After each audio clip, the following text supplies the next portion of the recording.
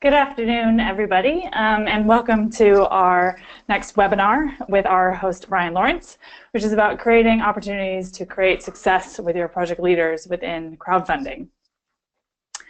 Ryan Lawrence created one of the world's first university crowdfunding programs when he was part of the annual giving team at the University of Delaware.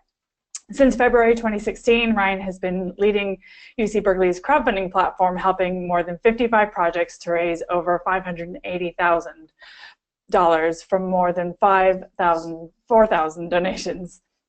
Part of Ryan's success has been his enthusiasm around the projects on the Berkeley platform and his encouragement of each student group to raise their own potential and to create their own success through his expert guidance. What you'll see from Ryan's presentation today are clear strategies that will help create success within your own project leaders and ultimately more success for your overall crowdfunding program. Just before Ryan starts, I just wanted to mention a few things. Ryan will speak on the topic at hand for around 45 minutes. We have integrated polls into the presentation to provide opportunities for audience participation, and we'll also pause briefly after each poll for a few questions if there are any at that time. You can ask your questions via the Questions tab in your control panel. When Ryan has finished his presentation, we'll begin our formal Q&A session.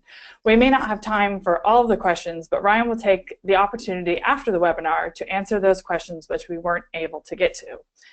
And you will receive that through your follow-up communications from us. There are also a few handouts, if you will see that on your control panel, for you to take away. These are examples of Ryan's tips for success and his crowdfunding manuals that he provides to his students. Don't worry if you forget to download them. We'll make sure to send those through to you in the follow-up email.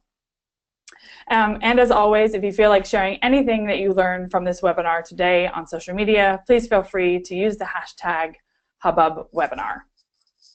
I will come back to you for the Q&A session and during the polls, but for right now, I want to pass it back over to Ryan. Hi everyone, this is Ryan Lawrence. Thank you all for joining us today, and thank you for that introduction as well.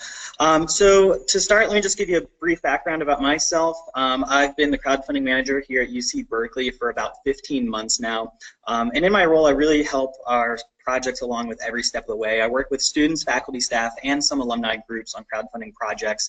I'm going to go through some of our overview and everything, but I work on recruitment and then training with our projects, teaching best practices, and then kind of acting as a consultant along the way. It's a really fun job. I get to meet with a lot of really cool projects, a lot of people on campus to learn what they're doing, so I really enjoy it. Previously, before I was here, I worked at the University of Delaware, Go Blue Hens, and there I was the assistant director of web fundraising, so I oversaw a lot of email campaigns for the annual giving office, as well as some online giving forms and online giving sites, and I also helped launch the crowdfunding program there. So when I saw the opportunity to focus solely on the crowdfunding here at Berkeley, I made the big change to move from the East Coast to the West Coast. So today we're going to cover a couple topics. First, I'm just going to give you a brief overview of our crowdfunding program. We're going to talk about how we approve projects here. I'm going to go through some of the resources that I provide once a project is approved, and then we'll spend the bulk of it going over the training and the best practices that the teams need to know. At the end, we'll, as mentioned, we'll have about 15 minutes for questions, and if you have any along the way, again, just feel free to type those in the chat box and we will get to them. All right, so we're going to start with an audience poll. So do you run a crowdfunding program?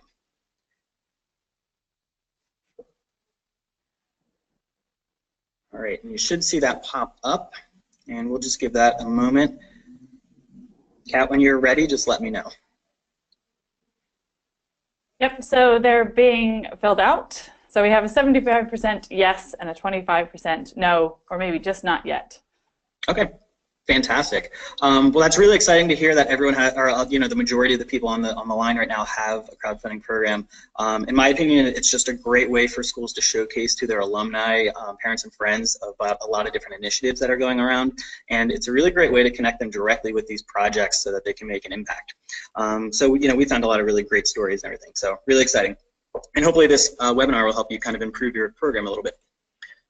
So to start, crowdfunding at Berkeley, we actually started in fiscal year 2015 with a test pilot. We just had 5 projects at the time, and we raised $64,000 from 493 donors. In FY16, we continued with pilot programs. We ran a little over 20 projects during that time, and that was kind of our time to work out the kinks and figure out, the best way to transfer money across campus. What partners do we need to talk through to make sure that happens, and then, just kind of what works, what doesn't, those kind of things. This last year, we opened up the platform and made it more widely available to students, faculty, staff, and alumni. And today we've had actually around 41 projects this year that have so far raised $320,000 from 2,200 donors. What's really awesome to note is that half of those donors are brand new to the university. And what we found last year, I haven't done the analysis on this year, but last year, 13% of the annual program's new donors came directly from crowdfunding. Our phone program obviously brought in the most new donors, but really exciting to see the growth. Now, we run our projects on a strict campaign schedule, and we only allow projects to crowdfund in very specific months. We have what we call blackout dates, and we base those around when students are maybe on spring break or when they are just out of session, summer break or the winter break, things like that. So this last year, we actually ran 5 months of active campaigns, and we're going to go back down next year to 3 active months. And the reason for this is we found that a couple of the months just weren't very popular with our student groups. In one month we had 3 projects, and in another we had 5. And what we found through Google Analytics was that when we had 5 or less projects on our site at a time, the average visitor for the website brought in about $5. But if we had 9 or more active projects at once, the average visitor would bring in $9. So we looked at unique visitors and how much revenue we were generating per visitor. So really interesting. We were really surprised by that. So we're going to go back down to 3, and our hope is to increase the number of projects in each of those campaigns. So far, we've actually raised $580,000 from more than 4,000 gifts, which is really, really exciting. We're really happy with the program so far, and it's just a great way for a lot of different projects to raise money on campus. All right, so how do we approve a project? How do you get on our platform? So pretty simple process here. We do have a lengthy application that is online. It's lengthy on purpose because we want the projects to start really thinking about all of the different areas that they need to be thinking about.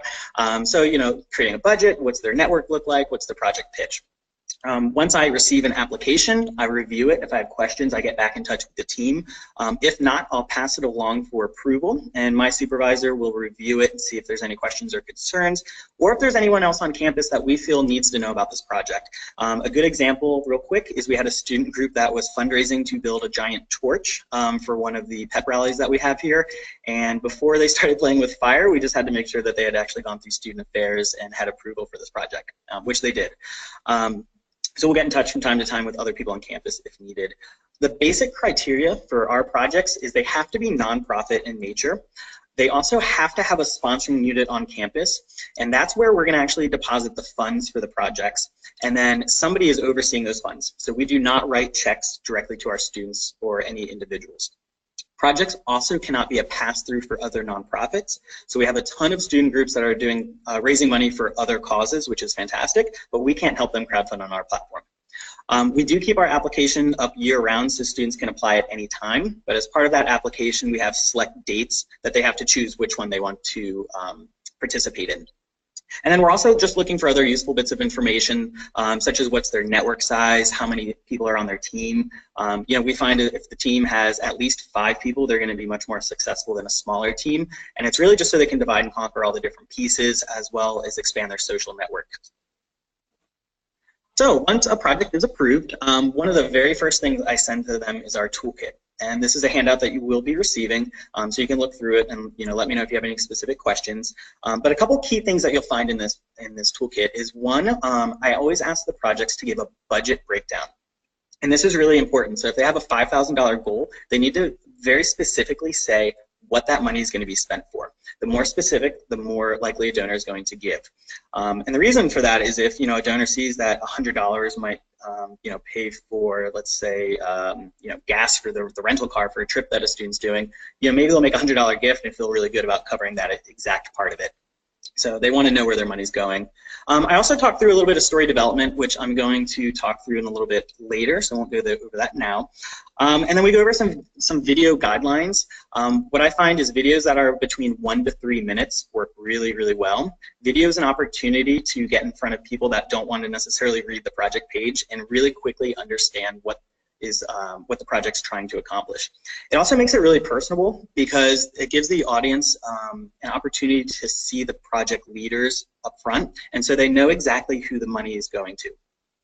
I also talk about network mapping in our toolkit, and what this is really creating a simple spreadsheet of everybody that you know and who you can reach out to. So I ask students to do this in 3 tiers. One, their first tier is really close friends and family. So these are people you're in touch with on a daily basis and that you know really well. These are the people that are most likely going to donate as well.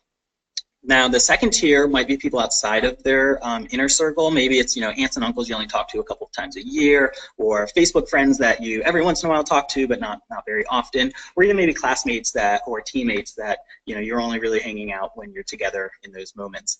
And then a third tier is people that are outside of your circle, but still might be interested in supporting you. So maybe it's another campus group. Maybe there is somebody in the community or another organization in the community with a similar outreach plan or a mission, that kind of aligns with the project. And what I tell groups with this network map is this is a great starting point to who are you going to reach out to. And so always start with your inner circle because they're going to be most likely to donate, and then work your way out. This also allows them to start checking off donors as people make donations so that they can focus on people that haven't donated yet. And then I go through some basic outreach strategy as well for email and social media and a few other things, and we're going to cover that a little later in the webinar. The other thing I provide them is a checklist, and again, you'll have this as a handout so you can review it in more detail, but this is basically just a list of important dates in order to launch their campaign on time. And so this starts typically 4 to 6 weeks prior to the campaign launch. This works really well for me to keep teams on track and provide points of reference for missed deadlines. So a big one that always happens is, we have a video deadline and people kind of get a little nervous about a video. And so, I'm able to say like, hey, you have this video coming up in 3 weeks, make sure you're working on it now. And it's a really great way that I can reference these during weekly check-ins with all of my groups and say like, hey, you're supposed to have this video done, this week, how's it coming along? Or the project pitch was supposed to be done this week, I haven't seen it yet. So it really helps set expectations with the project leads right up front of all of the work that's required into a project. And what's great too is I take this checklist with me when I meet with student groups or other units on campus when I'm having initial conversations about crowdfunding. I can just hand it to them and say, look, here's basically everything you're going to need to do in order to launch your campaign. So it's a lot of work, and I want people to realize that up front. The other thing I talk to them about is setting a realistic goal. And I try and help our projects understand a few different key points. One is obviously how many donors on average they're going to need to reach their goal, what the average gift is on our website so that they can determine how many donors that is, and then also the number of emails needed to achieve those donor goals and how many unique visitors they need to get to their site in order to convert them to donors. And so we do have an example here. If a team has a $5,000 goal, and this is a month-long period, then they, on average, would need 41 donors. That's an average gift of $122 that we're finding. And Kickstarter and Indiegogo have done studies that find that every email that a crowdfunding project sends out generates $4 to $5. So a $5,000 goal would actually require about 1,000 emails sent. And I don't mean that the group needs to have a list of 1,000. If they have collectively a list of 250 people, then in theory, they're going to need to email that list 4 times throughout the month-long campaign in order to reach the $5,000 goal, among with social media promotion and other outreach. But that's just on average. And then using Google Analytics again, we find that the number of unique visitors to the site for a 5,000 goal is right around 712, and that's with a $7.03 page per view. That's how much we're seeing generates per person that's visiting the site. This is unique people. So why do I want them to set realistic goals? Well, one, if they hit their goal, it's going to make our donors really happy. Donors are also going to be more likely to give again in the future if the campaign hits that 100% mark. And then, with crowdfunding, it is kind of a herd mentality. So when people see the momentum building for a project and it gets close to that 100%, they're actually going to be more likely to donate. And what we found as well is that donors are willing to go well above the 100% mark. We've had teams actually hit the 200% mark in their campaign. So setting a realistic goal is really, really important. And then what I like about this too is if their goal tends to be a little bit smaller, it actually helps them build momentum, because what I find sometimes that our leaders can get overwhelmed if they have too large of a goal and they're not seeing it progress as fast as they would like. And then setting a realistic goal is really great too, because then you can put in stretch goals.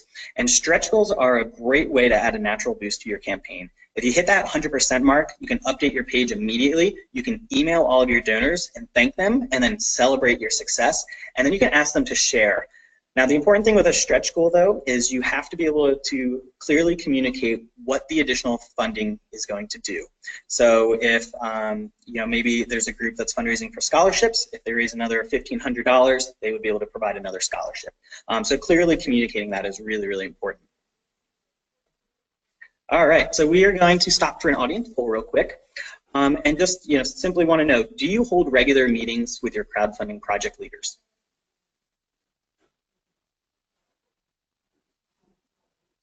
And also, if you have any questions at this time for Ryan, we will take a couple. So please feel free to put those in the questions tab. We'll give you a bit of time to write those out. And while we're waiting, one of the things I wanted to mention too when I just was going through the toolkit on the video is that videos do not need to be fancy for crowdfunding. In fact, an iPhone or a webcam works really well, where you just have the team sitting in front of it talking about their project. Sometimes overly professional videos make donors think that the team already has a lot of money and they might not need your support. So I say, keep it simple. If you do anything fancy, that's great, but it's not required by any means. And then again, 1 to 3 minutes is really all that we need. So for the poll, we have 30% of our audience who they do hold meetings with their crowdfunding project leaders, 30% who have a crowdfunding platform but don't currently hold meetings, and 40% who don't currently crowdfund.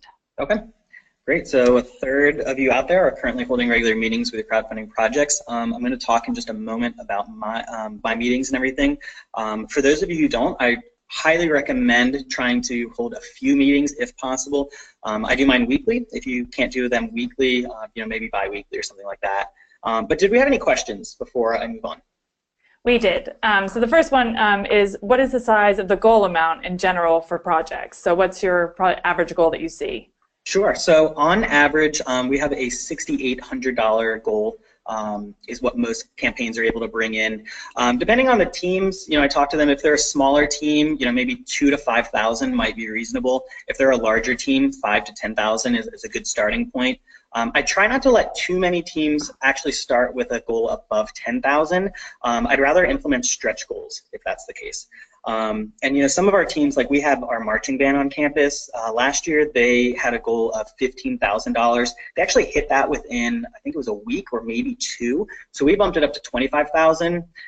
Once they hit that, we actually decided to just forget about a dollar goal and just aim for donors. And it was their 125th anniversary, so they went with 125 donors, and they ended up raising over 33,000, which is really cool. It's amazing. Yeah. Any other questions? Yep. One more. Okay. So this goes back to the structure that you have where projects who are fundraising for other organizations aren't able to fundraise on the platform. So why can't they use the platform to pass support through to those other grants or organizations? Yeah. So this, every gift that comes in through our platform is considered a tax-deductible donation to UC Berkeley. And so if these students are collecting money and then giving to another nonprofit, there's actually a double tax deduction that they're eligible for there. So we don't allow that. And then, UC Berkeley is just in general, we're a nonprofit, so we don't typically hand out money to other organizations. So that's the reason there. We want the impact to be on campus. Great. Okay. All right, let's go on. So the weekly check-ins that I just mentioned, I do a weekly check-in with all of my calls. I start this about 4 to 6 weeks prior to launching. This is when we start talking really about the entire process, their materials, and I let them know that I'm available to answer questions. I really tell them, see me as your personal crowdfunding consultant. Let me know what you need from me. and we will brainstorm together and try and make this as successful as possible.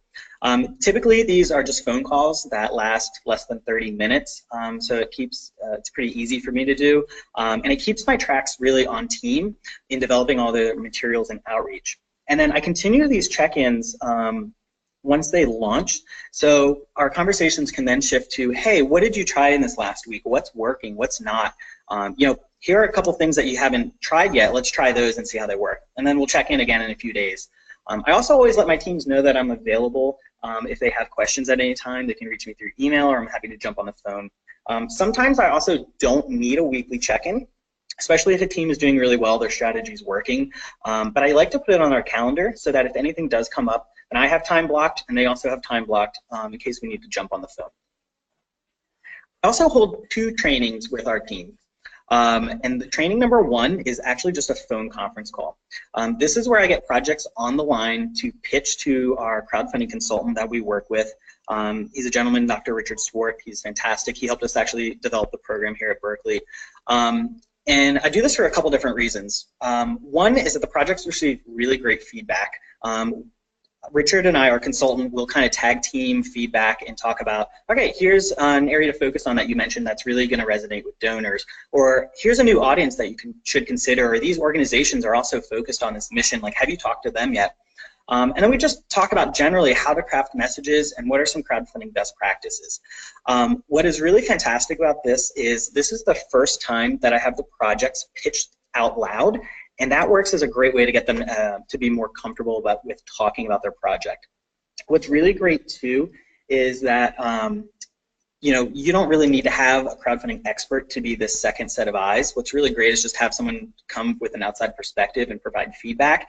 And then in my role, because I do work with these teams very closely, I'm talking to them all the time, they kind of start tuning me out a little bit after a while. So having somebody say what I've already told them sticks with them better.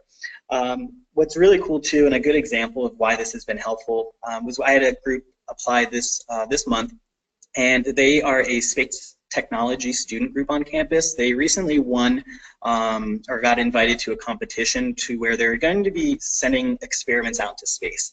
Their application was incredibly technical, and to be honest, I didn't understand what they were actually doing.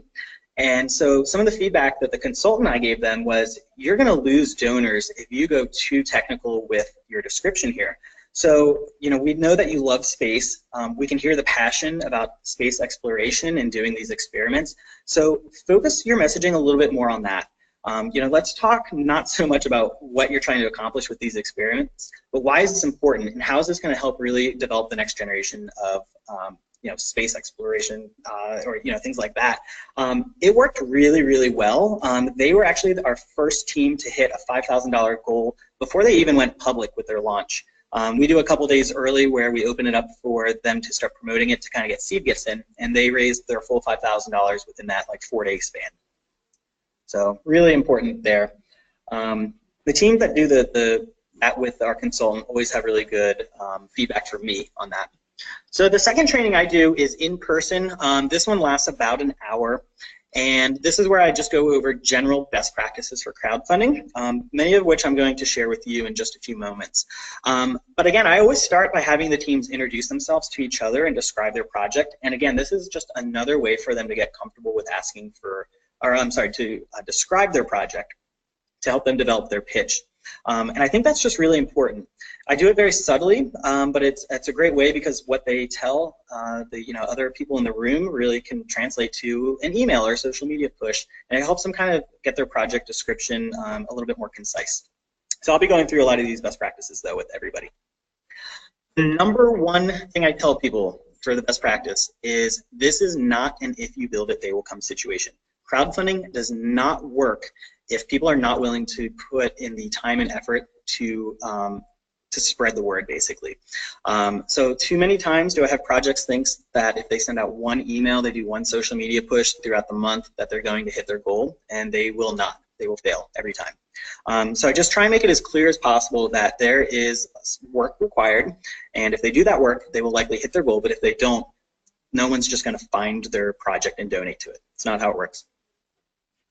All right, so some of the best practice tips. One, I talk about project messaging. And so it's really important that the projects tell their story. They want to say exactly who they are, what they're fundraising for, and then most importantly, why is that important? What is the impact? And that why is so important because you want to really explain to people, you know, what the impact of their donation is. And a really good example of this is we were working with the women's rugby team, who they ended up actually not fundraising during this round, but they were talking about how the women's rugby team is more than just a sport to them. It really helps the women on the team build up their confidence and develop leadership skills. And then the best part is they work with youth in the area to help teach them about rugby and leadership skills and build their confidence. And so that was a much more compelling you know, message and story than, hey, we need money to travel to competitions across the nation. They're really showing the impact of their team and everything, and that was really, really important. The other thing I tell them is to make it personal. So people really like to give to people. They like to see who the money is going to and who they will benefit from it. So I tell my teams to use phrases like, you know, we need your help, or join us in making this happen, or you can directly bring our project to life. You know, phrases like that kind of make donors feel like they're joining the team along this journey. It sounds kind of corny, but it's true.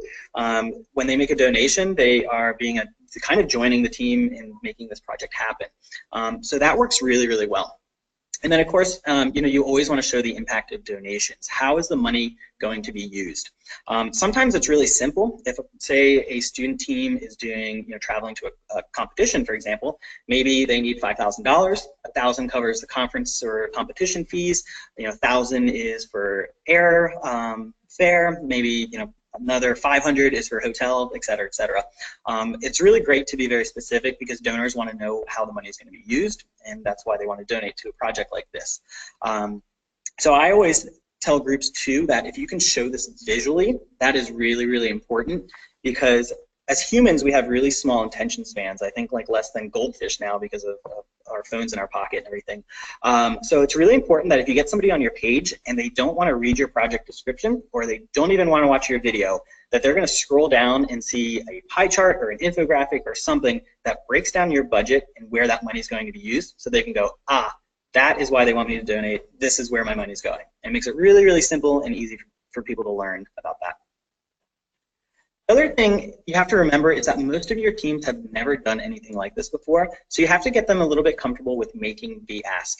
I always tell them that, you know, when donors are surveyed, one of the top reasons that they donate is simply because somebody asked them. So asking is really important. You can't get somebody to your project page, or you can't send an email or do a social media push and expect people to know what you want them to do.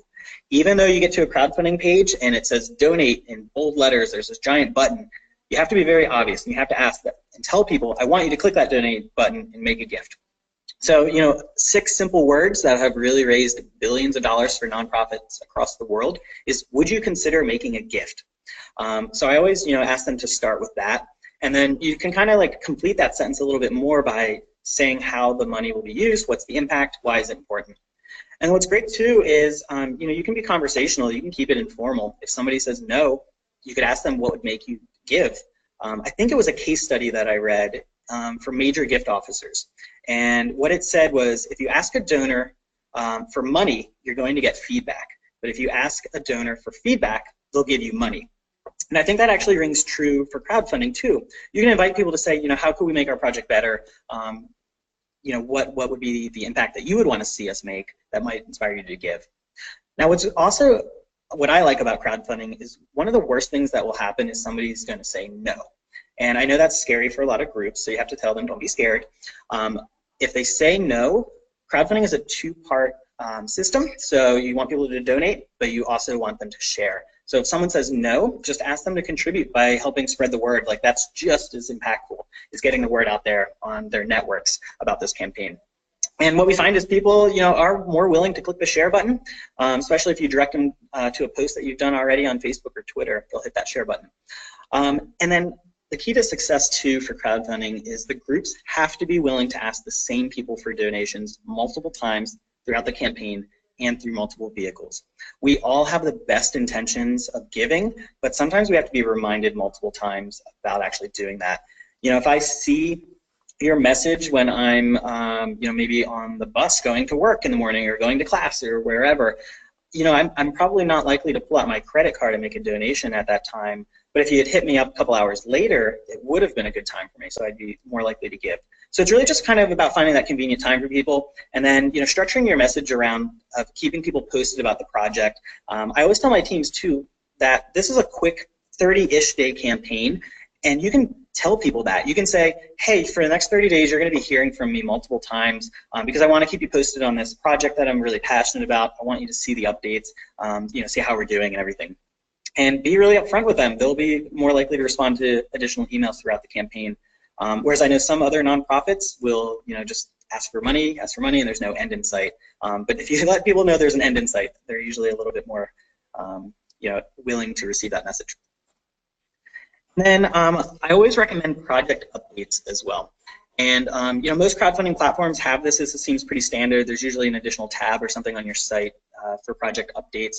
I recommend 3 to 5 of these during a month-long campaign. And again, it's just a great way to keep your donors along for the journey and provide additional content. Project updates do not need to be complicated. Post the progress to the goal, celebrate that success. And you can do these project updates really simply around milestones or even the calendar. So you just hit the 25% mark, do a project update. 50% mark, do a project update. Or maybe based on the calendar, you're a week in, do an update. Halfway there, a couple days left, those kind of things. I always recommend adding additional content because you want to make it useful for your donors to kind of learn more. It'll make them feel good about donating, and then it actually might make them more likely to give again. And then you can use additional content by posting maybe photos of the team, or maybe there was a recent article that you found that supports something that you're working on, so you can include that. What's really important, though, about project updates is that they show potential donors that the project leads are staying connected with their donors and that they're still actively fundraising. We find a lot of times that if there's no project updates, people kind of get a little weary about it, and they might not think that the group is still actively fundraising. So showing them that there's a regular project update will let them know that they're still fundraising. So if you go to Kickstarter or Indiegogo, you see a lot of failed projects, a lot of people that start them, and then because they are a lot of work, they abandon them, and you don't want a potential donor to think that. So that's really important. And then the other thing too about project updates is you do want to ask for another share. This helps you spread the word basically. And our system allows for donors to get an automatic email when a project posts an update. So it's just a great way to send another message, thank donors, and then ask them to share, which they'll be more likely to do since they already donated. All right, we're going to stop for one more poll. And what we're asking now is if a friend of yours was crowdfunding for a personal project, which vehicle would you be more likely to respond to? You should see that popping up. Yep, it's up there. Awesome. And also, if you have any questions when you're done submitting your answers to the poll, we'll take a couple more.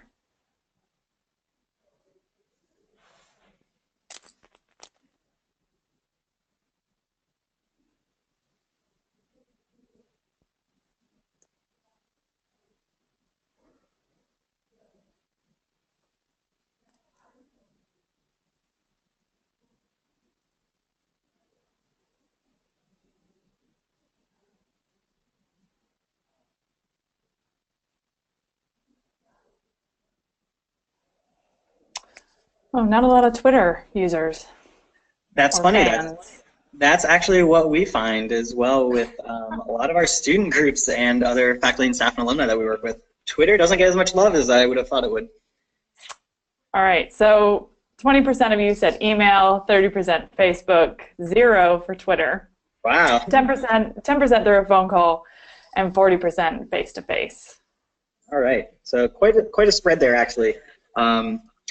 And so we're going to go through a few of those and everything, but that's really interesting about 0% on Twitter. I've actually had several students ask me how to use Twitter, and it's kind of a weird thing for me. I'm like, you should know this, I thought, but apparently not. But all right, let's move on. So some of the best practices. Sorry, okay. Before you, we do have a question. Oh, perfect. Sorry about that. So actually, it's one for us. It says, does Hubhub have a list of ideas and thought starters for traditionally successful crowdfunding projects that are not that are not in a university setting, and I'm sure that Ryan, you can back me up on this one, but everything that is best practice around crowdfunding, doesn't matter if you're a university or you're a philanthropic organization and a nonprofit, these best practice tips are what are going to set you up for success.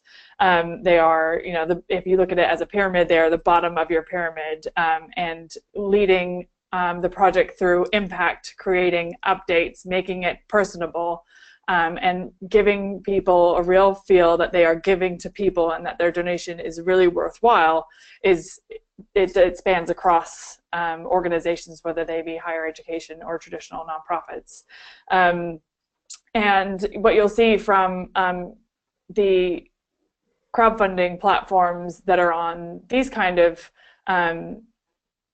mechanisms, where it's a higher education or an organization crowdfunding for themselves instead of through a third-party Indiegogo Kickstarter, is that these projects are more successful because they are directly connected to the institution, and your donors can see the direct impact of what their money is going towards, to something that they have a really great affiliation and a really great identification with. So I'd say that everything here can be applied to nonprofits as well as higher ed. Yeah, one of the things that I would just add too, and this is a really good question. So we've had a huge variety of projects on our website. If you visit crowdfund.berkeley.edu, there's a tab that's past projects, and you can see, gosh, I think it's like around 60 or 70 projects there now of what we've had. And we've had everything from our Public Health Alumni Association, crowdfunding for diversity scholarships. I mentioned the Cal Band. They were fundraising for locker room renovations. We've had a faculty member and a student fundraise for building water irrigation systems over in Africa for communities that had to basically carry buckets up crazy hills just to water their garden and feed everyone in the community. And so we've had a huge span. I mean, we've had a solar power race car team. We've had a team that builds tiny houses. I think what's important, that is, if you are not higher ed and you are an other nonprofit, is you just need to think about what are the projects that we want to fundraise, and then, you know, how much money do we need? And then again, think about why people would care about that. Even if you have a great idea, if you're not able to show the impact of why that project's important or what it will accomplish once it gets funded, then you're not going to be very successful. So we've done a little bit of testing with some like very general fundraising too on the platform. We haven't found a ton of success with it. People like to give to something very specific. We are looking to do a little bit more of that testing next year, so definitely keep in touch with me and I'd be happy to share those results. Any other questions? No, that's it for now. Okay. So one of the best drivers that we are finding, again through Google Analytics to our website, is that email is actually the best driver for donations to a project. People respond the most to emails and everything. But a couple things to keep in mind about emails is that the average person receives 100 or more emails a day. In my previous role too, I would send out hundreds of thousands of emails every year. And we would actually find that within 24 hours, if somebody hadn't responded to your email, they likely wouldn't. And this even means they wouldn't have opened it if they hadn't in the first 24 hours. So the lifespan of an email is very short, and it's easy to get lost in the clutter. So that means you can't be afraid to do multiple emails throughout the entire campaign. I recommend 4 to 6 emails throughout a campaign. And one of the handouts we're sharing is the email guide for message ideas. And because you are emailing the same people 4 to 6 times, you don't want to necessarily send them the same message. And so the guide that I've put together, and you can look at it on your own, hopefully you'll find it helpful, but we cover topics that the projects can really create themselves and email out for different reasons. A couple examples are really obvious ones, and it's, you know, our campaign just launched, so we're sending out an email and it's focused around the launch of our campaign. Here's the background, here's the intro. Or maybe it's, you know, just based on the time frame, or maybe they've just done a project update and they want new donors to see that update because they have a cool video in it or a new image or something like that. We also talk about creating mini campaigns for emails, and these work really, really well. I always recommend doing this in the middle of your campaign, because with crowdfunding we find that we get the most donations the first week and the last week, and those middle 2 weeks tend to be a little bit slower. And so what I mean by a mini campaign is send out an email, say Wednesday afternoon, and just ask for something really simple, like we're trying to raise $500 by the end of the night Friday, or maybe we're just trying to get 10 new donors. You know, will you help us? Will you chip in any amount to help us towards that $500, or will you be one of the 10 donors? And ask donors that. And this works really well. The Obama campaign did this with a ton of success when they were fundraising. You know, I would get emails that say, hey, Ryan, we need 10 more people from Berkeley to donate. Would you be one of them? And we're like, well, they just need 10. Well, if I can do that. That's 10% of their goal right now. Like, let me chip in. So it's really, really motivating. And so you can focus that around a few different things. You can even go back to your donors, and if you do a social media push, email them and say, hey, we just posted this. You know, we're just trying to get 20 shares. Could you share it, or something like that? It works really well. Other things you can do is I'm not going to go into it, but we do a perk system here at Berkeley where donors get little like special stewardship pieces for donating. They tend to be non-monetary in nature or have insignificant value. So it's like handwritten thank you notes, maybe a postcard or something like that, or a sticker. So you can advertise those perks in an email message and send that along, or maybe do a perk sale where suddenly, you know, the meet and greet the team in the lab is half off or something like that. So definitely check out the email guide, and you know, feel free to ask me any questions after you have time to review that on your own. But it's a great way just to kind of mix and match your messaging. And then I've mentioned this before, but mixing up the timing is really important to send out emails. You know, as an institution, we kind of have best practices for when we send out email, but this is because we tend to send out to the same audience every time. Your project leaders are likely sending to friends and family, and so it's really just about finding the convenient time for them. And as I mentioned, you know, if I'm on the bus or on public transportation or even driving to work in the morning, and you send out an email, I'm not going to be able to give, or maybe I just got to work and it's not a good time for me to watch your video or do, you know, pull out my credit card. But if you send the next email out on a different day and it's in the evening, you know, maybe I've just finished up with dinner and I have some spare time and this is a better time for me to give. So it's really just about mixing and matching that time.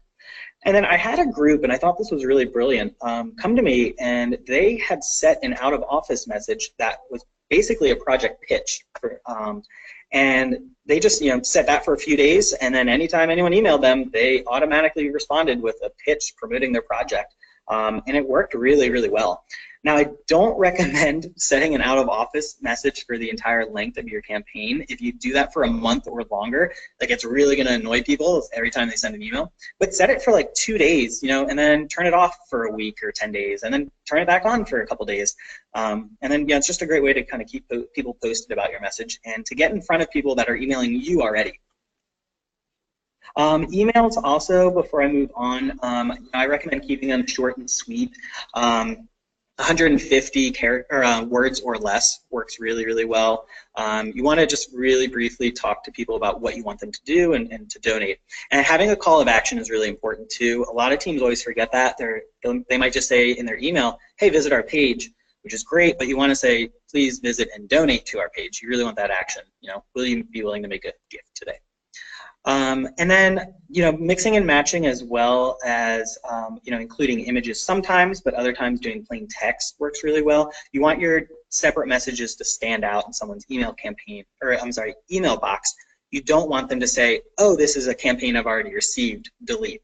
So you want them to actually read it and everything. And then in my role too, I'm available to review any emails that people want to send out. I try and turn it around as quickly as possible in case they have it going out soon. But, you know, I just kind of help them work through some of their messaging and everything. So if you have time to do that as a staff member, it definitely helps a lot. Then social media is really important too. A lot of you said that you would give through Facebook. So Facebook is the #1 social media that we see traffic getting to our site from. So in our opinion, Facebook is best if people are going to focus on only one, to start there. But in my opinion, the other ones are really important too, because even if people aren't necessarily responding and making a donation because they saw a Snapchat or an Instagram post, they really act as really great reminders. You know, I think you have to see something like 7 times before you actually remember to do it.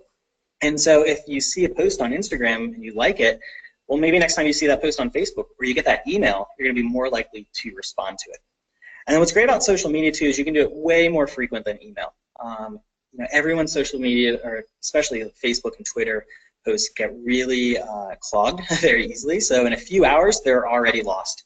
I know that if I post a picture or something, I get a ton of responses the first few hours, and then after that, it really dies down. And then after a day or two, absolutely no more interaction with that post. And then again, I suggest mixing and matching the messaging. You definitely want to do some hard asks in social media where you're directly saying, please donate today to my gift.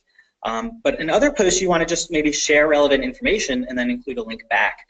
So you don't want people to think that you're just like soliciting and soliciting and soliciting on social media. It's really about keeping them posted about your project, keeping them updated. And then shout outs to donors, especially if the projects can tag them directly in any social media, works really, really well, because if I get tagged in a post, then I'm suddenly getting my phone is buzzing and I'm checking out Facebook and seeing, oh, who just tagged me? And then what's really great is all my friends are seeing that I'm getting tagged as well. So it's a great way to reach a lot of different people.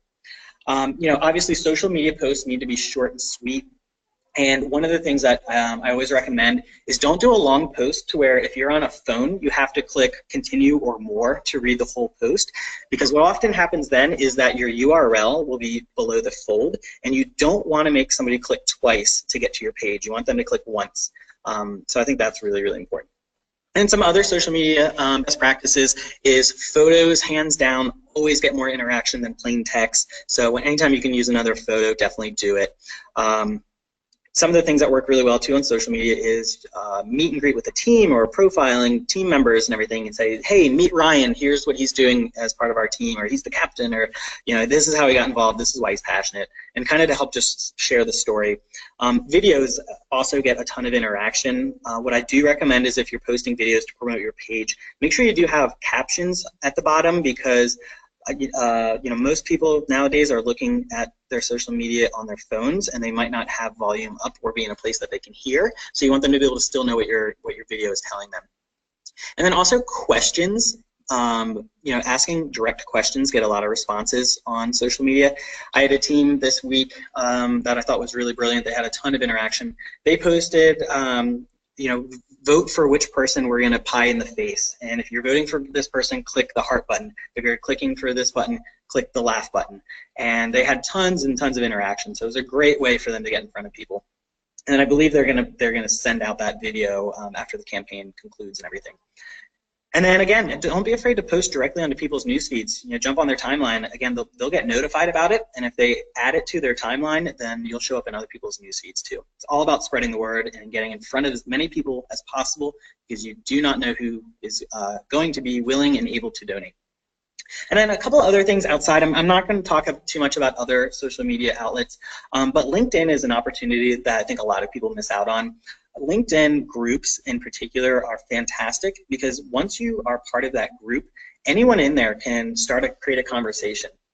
And so I recommend, the projects finding groups that are related. So if it's an engineering project, join a few engineering LinkedIn groups, and then post, a pretty short description of your project in the conversation for that group, as well as a URL to your page, and submit it. And then what's awesome about LinkedIn is they compile these conversations from the groups, and suddenly a couple days later, everyone in that group is getting an email that is promoting their crowdfunding project. So again, a great way to get in touch with people outside of their inner circles. And then Hubbubs, they actually provide a Twitter report that I do give to my teams. And I know we didn't have a lot of Twitter love, but the report is really cool. Basically what it allows you to do is type in Twitter handle, and you can type in keywords that anybody following that handle has already self-identified as having in their profile. And so, for example, we have the Cal Band, the marching band fundraising right now. So I entered in a couple keywords like marching band, Cal Band, things like that related to their project. And then we were able to generate a list of everybody that follows us on Twitter already and has that same affiliation in their profile. So it's a great way to give this to people that they can go post directly onto somebody's Twitter account about their project. And maybe this is a past alum that they don't have an email address for, but still loves the band or something like that, and they want to learn. I always recommend, if they do this though, to kind of keep it a softer ask. So the Twitter post has to be really short, obviously, but say something like, hey, thought you'd be interested in learning about this new initiative the Cal Band's taking, or something like that, and then posting back to the page. And always, always, always asking for a retweet, because what's awesome about the report as well is that you can actually see how many followers the individuals have, so you know how many people you're getting in touch with. And so we are getting close to the end, so I'm going to try and just get through these real quickly. Some other best practices that I teach is a pitch party, and a pitch party is simply where all of the team members come together with their laptops or phones or tablets or whatever, and they all agree to send out a set number of emails within a time frame. And this works really, really well if there are pre-existing meetings on the calendar, because what we find is there's always a core team for our projects that are dedicated, and then there's the 10, 15, 20 other people on the team that aren't so connected to the crowdfunding, and even though they've agreed that they're going to help promote it, they might not. So this is a way to kind of hold everyone accountable. One of my teams got together and they ordered pizza for the entire team, and they said, you have to prove to us that you're sending out 10 emails and then you can eat pizza with the rest of us. And that team hit their goal, a $10,000 goal, within a week because the pitch party worked really, really well for them. And then calling and texting, don't be afraid to pick up the phone and call someone, especially if your project team is, maybe reaching out to grandparents or somebody that's not connected with them on social media, or they don't even have an email address for. If you do call somebody, always follow up with a text or an email with the URL, because you don't want to make it hard for people to find your site. And then texting works really well too. I think I saw just recently that 98% of all text messages are read, even if you don't recognize the number. So that is a great way to get in front of people too. And then always reach out to other organizations or prominent people that have related interests or have similar missions that they're trying to accomplish. Maybe if there's a project that's working with an environmental aspect, they could reach out to the Sierra Club, and even though the Sierra Club probably wouldn't donate to them, they might be willing to share, and groups like that have really large followings. So that's just as important. And then also pitching it to the media works really well. If you can get a local newspaper or story to cover your project, it's amazing how much traffic that can generate for your website. And a good example is we had a group of students, they wanted to create a recycling program here on campus to recycle 3D printing waste. And they actually blew up in the media around here. It was really amazing. I was getting Google alerts about their project, and I was like, wow, who did you talk to? And they hit their $5,000 goal. And I think it was mostly because of all of the people that were like, wow, this is really cool. We should have this program here at Berkeley. So they supported it. And always, always, always using marketing calendar to stay organized. The project leaders should mark on a mat or on a calendar exactly what they plan to do. And so it can be simple. On Monday, we're all sending out emails. On Wednesday, we're doing our social media pushes. On Saturday, we're doing another social media push. On the following Tuesday, we're doing another email. Just even simply writing those out keeps everyone organized, and it's a good way to divide and conquer if there's multiple people kind of doing the same thing. So that really helps as well. And then the ambassador program, this is really key. We just started using that this year.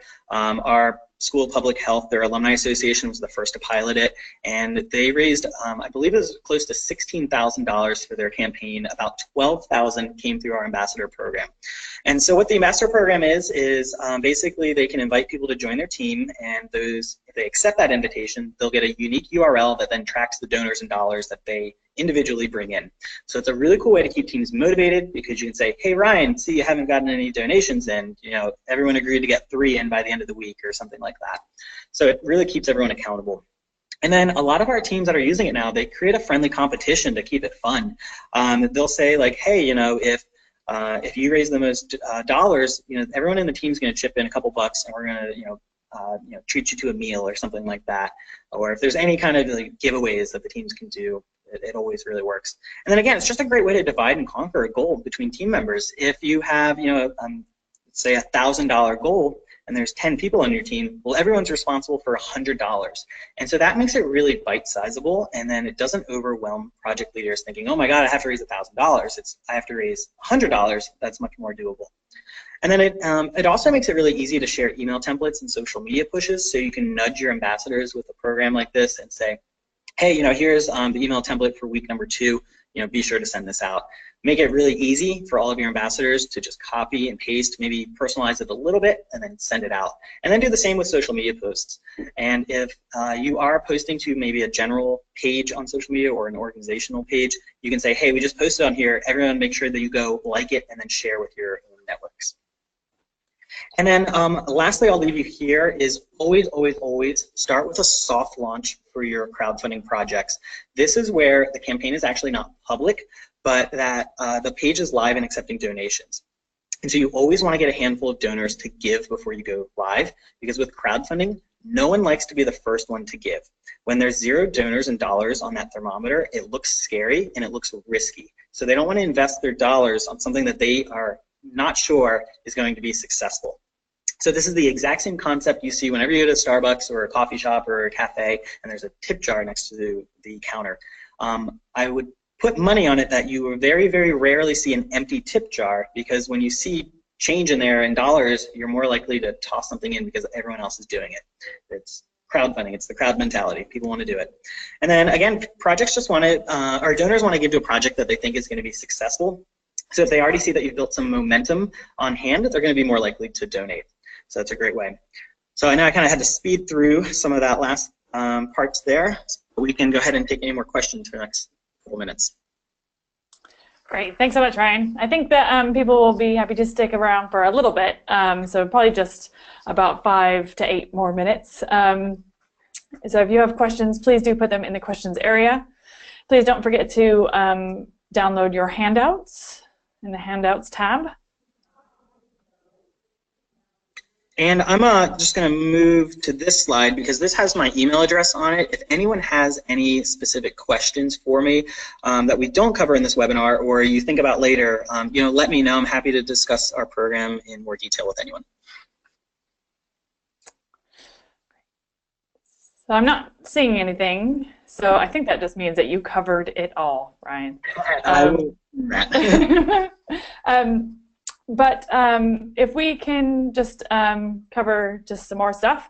So we want to make sure that you have all the resources that you need. Obviously, you have Ryan's presentation that will be emailed to you, so you can watch this again if you forgot anything or weren't clear about something.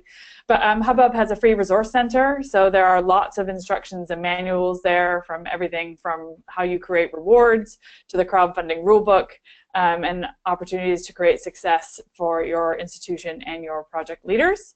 You also have a crowdfund list, which is a Google group that Hubbub has enlisted to make sure that everybody who is involved in digital fundraising has an opportunity to ask questions, to share best practices, advice, and you will find Ryan on there all the time, and we're very grateful for his participation in Crowdfund List. Hubbub also has a sharing center, and this is where you can find lots of information from other universities. So this is where some of Ryan's resources live within the Hubbub community. And we also have lots of other best practice advice and forms and manuals from other institutions and organizations that they've been happy to share, because if we are able to share that information, we only have more successful programs everywhere that we are. Just a couple other things. We have some upcoming webinars to let you know about. So on the 24th of May, we will be having a webinar from Dan Frezza, who is the Associate Vice President for Lifetime Philanthropic Engagement and Annual Giving for the College of William & Mary, and he will be discussing everything that you need to know for successful planning for a giving day.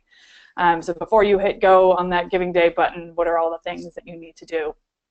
And then on the 28th of June, we have a very exciting webinar from Stanford, and we've called this one Stanford Hangs Up and Goes Digital. And this will be presented by Amy Wilson, who's the director for the Stanford Fund and Direct Marketing, and Julie Troyer, who's the associate director for Direct Marketing at Stanford University. If any of you got the Case Currents magazine this last quarter, they were featured, and there was an article in there about why they hung up on their telephone campaign and why they went digital, so they will be talking to us about that. So please make sure that you look for those opportunities when they become available. And lastly, we just want to thank Ryan, firstly, for his amazing best tips and advice, and for sharing everything that he knows about his crowdfunding platform and everything that's made it successful and made his students successful. And we want to thank you as well for joining us today, and we hope that you will walk away from this opportunity with lots of tips and practical advice of how you can continue to improve your crowdfunding platform, or how you may implement crowdfunding best practice strategies when you start a crowdfunding platform of your own. Anything else from you, Ryan? No, I just thank you so much for hosting, and thank you to everyone on the line for joining us. Yeah, as you probably saw, I'm pretty passionate about crowdfunding, and I think it's just an awesome opportunity for universities and other organizations to jump on board with. So if anytime anyone has any questions, again, just let me know. I'm happy to talk through this more. If you can just hold on, there are a few questions. So okay. We'll just backtrack a little bit. So how much time do you dedicate to this, Ryan? So I'm very lucky that this is my sole job at the moment. So almost 100% of my job is going towards crowdfunding at the moment. So I didn't really talk about it, but there's a lot of other things that I do in this position. One is I am an active recruiter on campus, so I do have a lot of my time when I don't have active campaigns, where I'm just simply meeting with student groups, giving presentations on what crowdfunding is and how it works, or I'm meeting with faculty members, staff members, researchers and stuff, and telling them about this. In fact, next week I'll be presenting at one of our student competitions where they are pitching innovative new ideas to solve social problems. And then, I do some outreach on behalf of our student projects as well. So we do send out some email solicitations to people we think would be interested in one of the projects that we have, among other things. So probably not the answer that most people like to hear, but I'm dedicated 100% to crowdfunding at the moment. That's great. Okay. Thanks very much, Ryan, and thanks everybody else for attending. We will see you on our next webinar. Thanks very much. Thanks. Bye. Bye.